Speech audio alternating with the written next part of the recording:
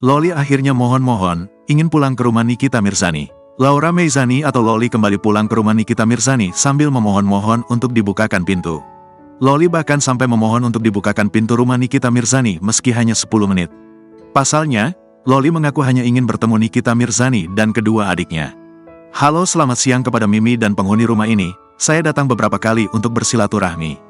Loli datang dengan maksud baik dan Loli hanya ingin bertemu dengan Mimi dan adik-adik, tulis Loli di Instagram Story, Selasa, tanggal 16 April tahun 2024.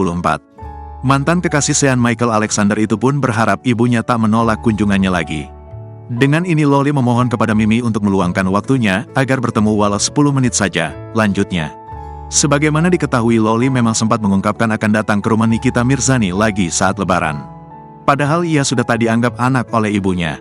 Pasti, nanti akan ke situ, kalau dibukain pintu ya, terangnya, Minggu, tanggal 7 April tahun 2024. Diakui Loli, dia akan terus mencari cara untuk berbaikan dengan Nikita Mirzani. Meskipun sempat tak dibukakan pintu ketika datang berkunjung, Loli bertekad untuk terus memperbaiki hubungannya dengan Nikita Mirzani. Bakal terus berusaha dong, namanya sama ibu, aku bakal terus berusaha memperbaiki hubungan, katanya lagi.